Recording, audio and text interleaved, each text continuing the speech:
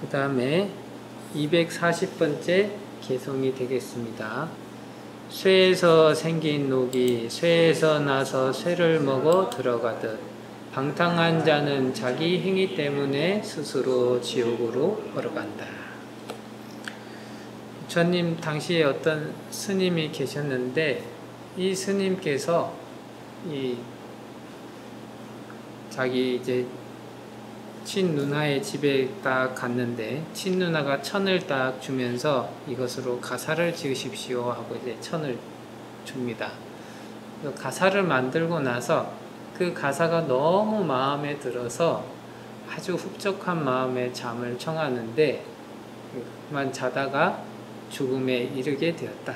근데 죽기 직전에 그 자기가 새로 지은 가사에 대한 집착이 아주 강하게 생기다 보니까 죽어서는 그 가사를 벗어나지 못해서 가사에 붙은 이로 태어나게 되었다.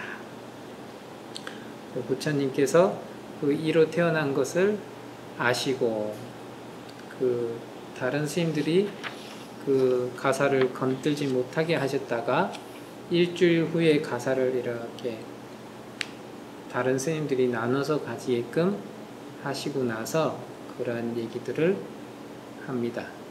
이 비구들이 이 일주일이 지나서 이로 태어난 그 스님이 이의 몸을 버리기 전에 가사를 이렇게 분배를 했다면은 그 부분에 대한 가사에 대한 애착심으로 큰 분노를 일으켰을 것이고 그 분노로 인해서 지옥에 떨어졌을 것이다.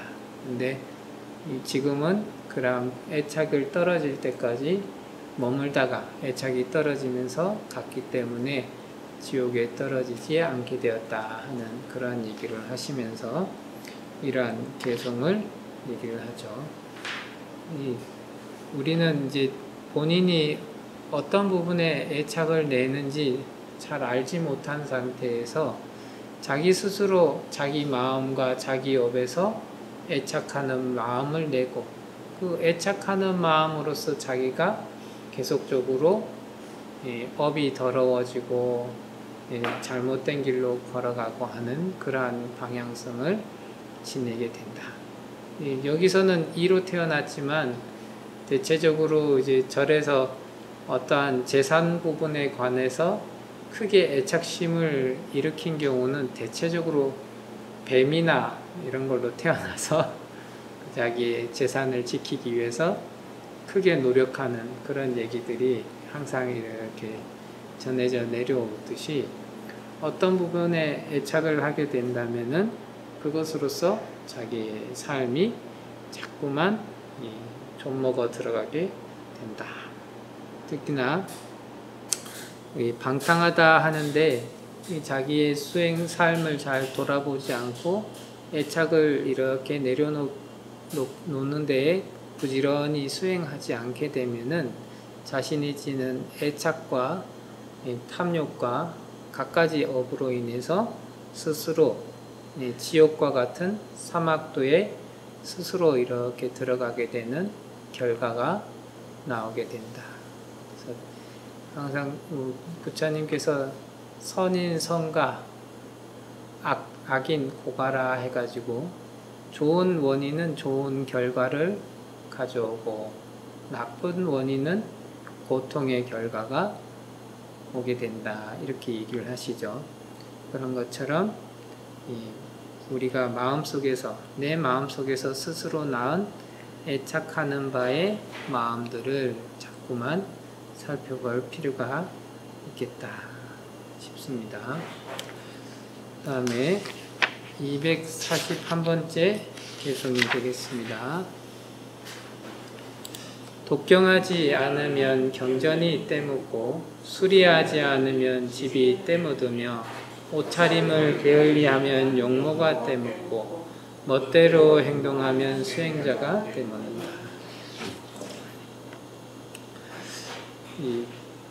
부처님 당시에 어떤 이제 스님이 계신데 사리불과 목련존자한 대신도들이 막 몰려가는 것을 보고 질투심이 좀 나가지고 나도 경전도 많이 읽고 그래서 아는 것도 많고 수행력도 있다라고 이제 자랑을 합니다.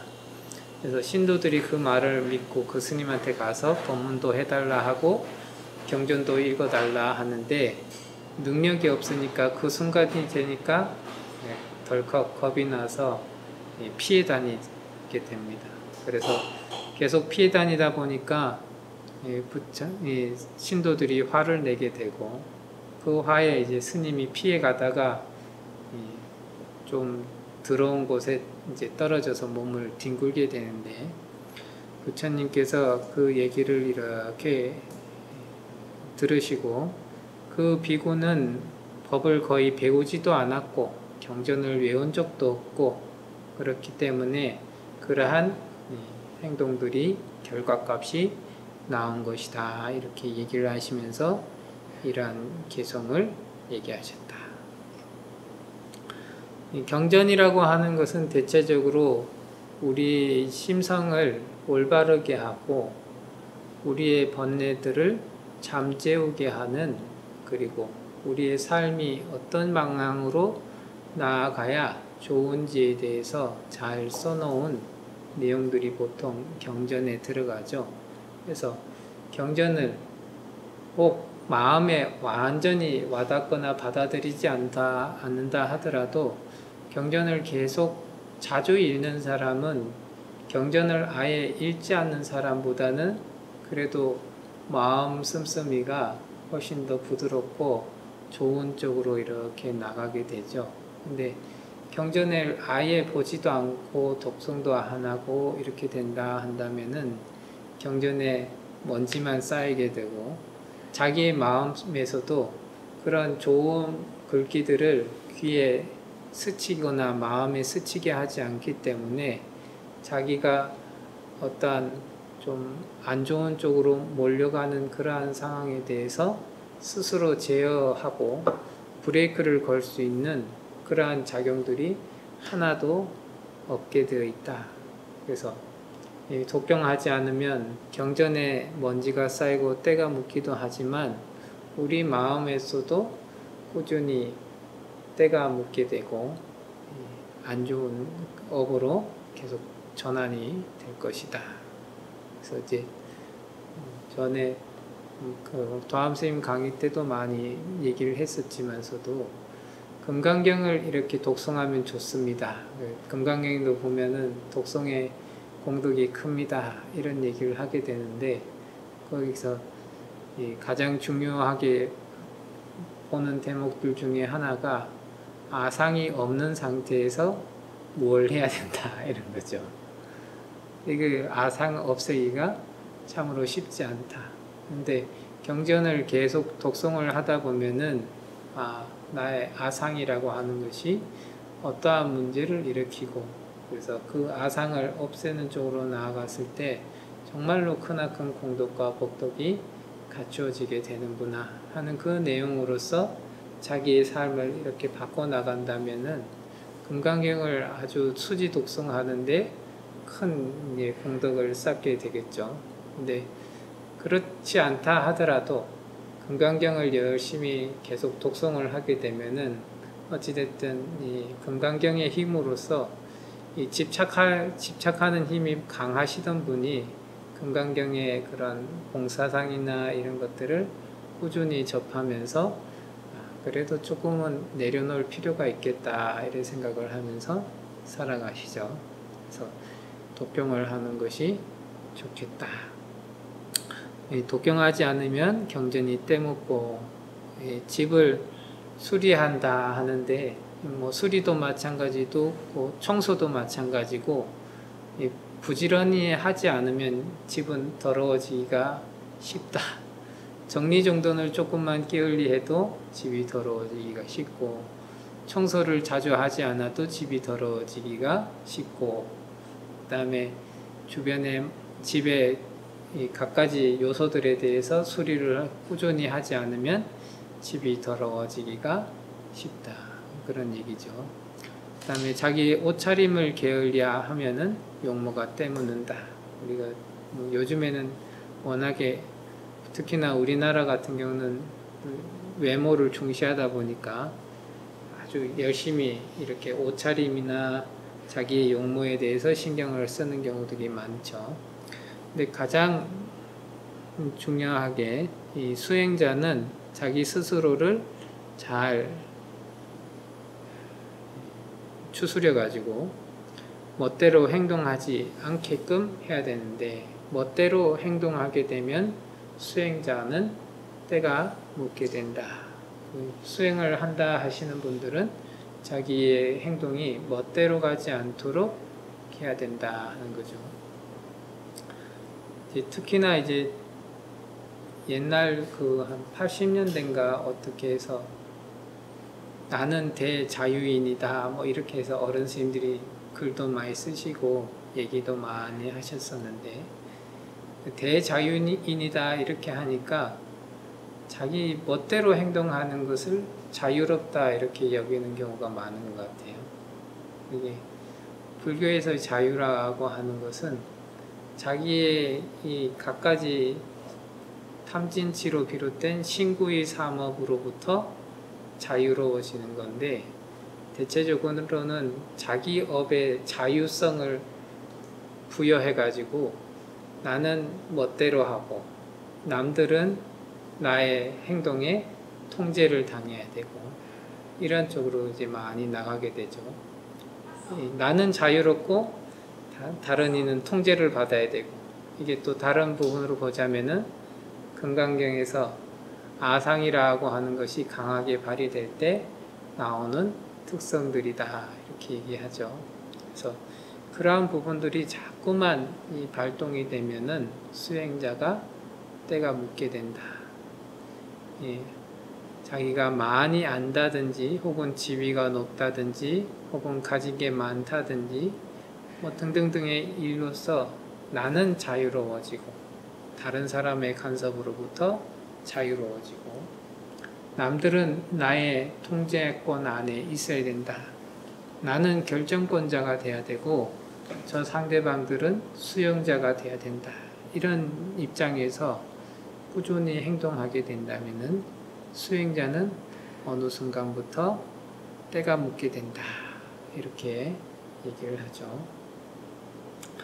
이제 그 경전에서는 염오심이라 이렇게 표현을 많이 하는데,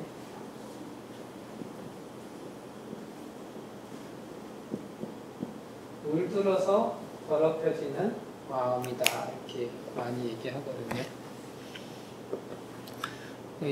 어떤 부분에서 그런 얘기들을 하냐면은 그 사회적으로도 지위가 있고 이래서 특히나 뭔가 결정을 하거나 명령을 하는 자리에 오래 있으셨던 분들은 다른 상황에서도 계속 명령하고 결정하고 지시하려고 하는 그런 특성들이 아주 강하게 배어 있고, 그 다음에 또 반대로 항상 다른 사람을 보좌하면서 살아갔던 사람은 자신이 결정해야 되는 상황이 닥쳤을 때 스스로 결정하지 못하고 계속적으로 자기를 이 남을 보좌해서 남이 결정해 주기를 바라는 그 마음 속에서 막 살아가게 된다.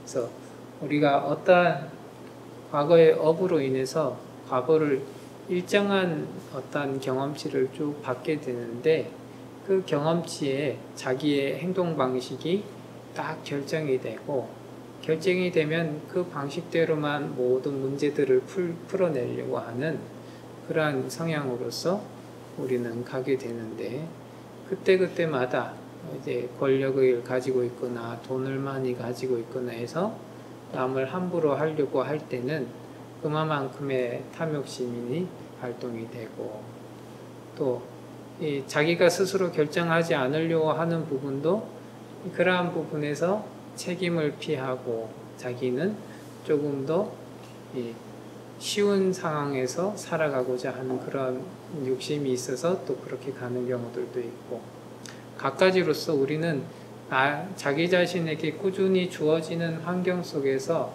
적응을 해가면서 그 상황에 물들고, 그 상황이 아닌 상황에서 또 자기가 기본적으로 물들었던 그런 행동 패턴으로서 자꾸만 행동을 하면서 이제 문제를 일으키고 살아가는 거죠. 상황이 다르고 행동이 달라져야 되는 그런 부분에서도 꾸준히 자기가 한번 익혔던 그런 행동들을 꾸준히 하게끔 되더라. 그래서 전에 또 이제 여러 번 한번 얘기를 했었는데, 근데 꾸준히 이제 누군가 어른 스님한테서 잔소리를 들어야 될 때가 있었는데, 잔소리를 계속 들으니까 어느 순간부터 한 귀를 닫고 얘기를 흘리는 습관을 이렇게 들이게 돼요. 그러니까 이제 그거를 한번 들이고 나니까 이제 마음이 굉장히 편해졌거든요. 그러고 나니까 다른 분들이 좋은 법문을 해도 한 귀로 흘리는 습관들이 저도 모르게 막 발동이 돼서 계속 딴 생각을 하면서 그 뭐 법문을 안 들으려고 하는. 그래서 나중에 시간이 지나면은 좋은 법문이었는데 내가 왜 못 들었지 하고 이렇게 다시 돌이켜 생각해 보면은 그때는 나의 괴로움을 피하기 위해서 그러한 습관을 들였었는데, 그게 좋은 경우에서도 그게 나도 모르게 발동이 되면서 자기 이 좋은 이런 법문을 들을 수 있는 기회를 스스로 차버리는 경우가 자꾸만 생기더라는 거죠.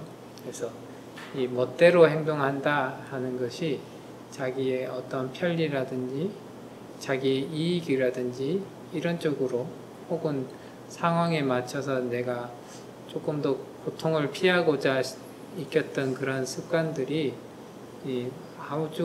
아무 상황에서나 발동되도록 자기 스스로의 제어의 힘을 잃어버리게 되면은 이 수행자는 그런 부분으로서 자꾸만 때가 입히게 된다. 그런 부분들을 조심할 필요가 있겠다 하는 얘기를 부처님께서 이렇게 하셨습니다. 다음에 242번째 개성과 243번째 개성이 되겠습니다. 부정한 짓은 부녀자일 때, 인색은 베푸는 이일 때, 악덕은 참으로 이 세상과 저 세상이 때다. 그러나 이런 더러운 때 중에서도 가장 더러운 때는 마음의 어둠이니 수행자들이여 이 더러운 때를 씻어 때가 없는 맑은 사람이 되라. 부처님 당시에 어떤 젊은 사람이 이제 결혼을 하게 됐는데, 결혼한 날부터 아내가 이제 바람을 폈다. 그래서 부처님을 믿고 의지하던 젊은이였는데 자기 아내가 그러한 사람이다 보니까 부끄러워서 한동안 절에 오지 못했다. 오랜만에 절에 와서 부처님을 뵀는데 부처님께서 그 신도의 얘기를 쭉 들으시고, 여인은 옛부터 그러한 여인들이 있었다 이렇게 얘기를 하시면서 이러한 개성들을 말씀하셨다 하는 거죠. 부정한 짓은 여인의 때이다. 삿된 음행을 하는 것은 여인의 때이다.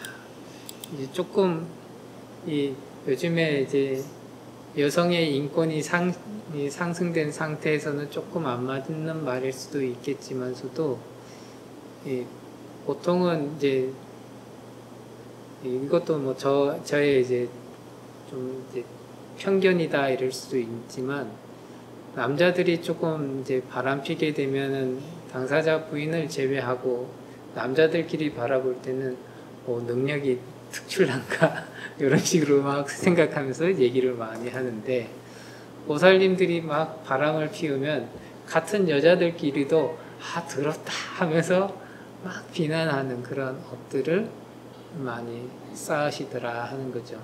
이런 것처럼 이 간통을 한다 하는 것은 여인들을 더럽히는 행동이 되겠고, 그 다음에 인색하다 하는 것은 베푸는 사람의 때가 되겠다 이런 얘기를 합니다.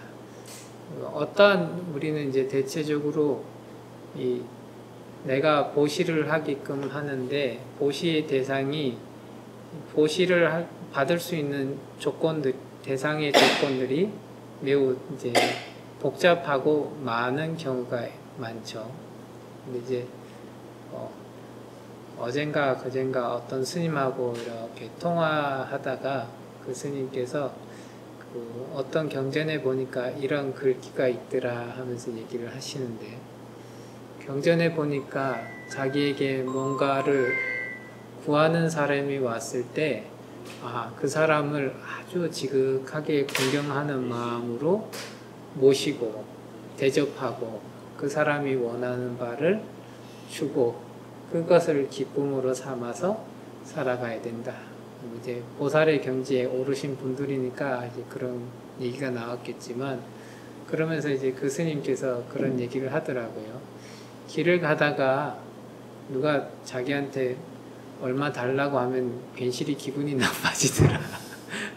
그런 얘기를 이렇게 하시면서 이제 그 경전의 글귀를 보면서 많이 좀 뉘우치게 됐다 그런 얘기를 들었었는데, 그런 것처럼 우리도 모르게 특히나 이제 뭔가를 자기한테 구하는 사람이 와서 구하는 바대로 충족해서 줬을 때가 어찌 보면은 또 줄 때 흔쾌한 마음으로 줬다고 한다면은 참으로 보시바라미를 닦은 것이라 매우 큰 공덕을 쌓는 것이다 이렇게 볼 수가 있는데, 우리가 이제 대체적으로 호구가 잡히는 것이 아닌가, 혹은 나도 가진 것이 없는데 뭐 등등등의 이유로서 인색한 마음을 내게 되고, 그래서 한번 인색한 마음을 내게 되면은 다음에 보시할 수 있는 기회가 왔을 때도 자기도 모르게 이렇게 움츠려드는 그러한 모양새들이 취해지게 된다. 그래서 여기서 인색은 베푸는 사람의 때다, 보시하려고 하는 사람의 때가 되어서 더럽히게 된다 하고, 악행이 되겠죠. 갖가지 악행을 하는 것은 이 세상이나 저 세상이나 이 세상 어디에 있다 하더라도, 혹은 다른 세상이라 하더라도 이 악행은 언제나 악행으로 분류가 된다. 꼭 어떠한 경우에서는 선행이지 않겠느냐 하더라도 그것은 결국에는 악행의 기결이 될 것이다.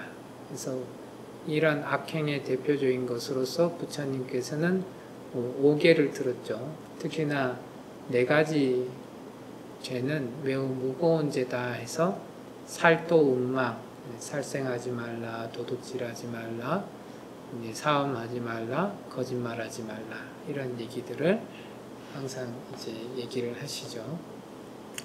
그래서 이러한 것들이 모두 때가 된다 하는 거죠. 그래서 수행자들은 이러한 더러운 때를 버려야 된다. 갖가지 음행으로부터 벗어나고, 그 다음에 갖가지 인색한 마음에서 벗어나야 된다. 이제 특히나 이제 좀 대만 쪽 스님들이 낸 책에 이렇게 보면은 특히나 그런 게 이제 많이 있거든요. 스님들이 뭐 강의를 하면서 뭔가 재물을 얻는다 하는 것은 부끄러워해야 될 일이다, 뭐 이런 식으로 막 써놨는데, 그런 거 보면서 이제 저도 막 많이 찔리고 이렇게 부끄럽다 이런 생각들이 들고, 또 대만에서는 그 시베타라고 해서 스님들이 보는 이제 대장경 이런 것들을 검색할 수 있고 볼 수 있는 그런 프로그램을 만들어서 무료로 이렇게 쓸 수 있게끔 이렇게 해주고 있습니다.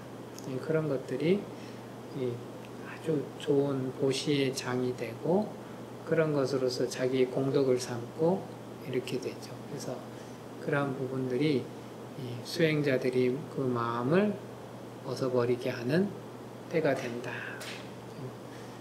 어떤 것이든지 간에 베풀 수 있으면 법이 됐든 재물이 됐든 혹은 상대방의 두려움을 없애주는 무예시가 됐든 그러한 부분으로서 자기의 마음의 때를 쭉 벗기고, 그 다음에 자기의 행동 속에 있는 갖가지 악행들을 자꾸만 씻어내고 던져가지고 청정하고 맑은 그런 사람이 될 필요가 있겠다. 이렇게 얘기를 하고 있습니다.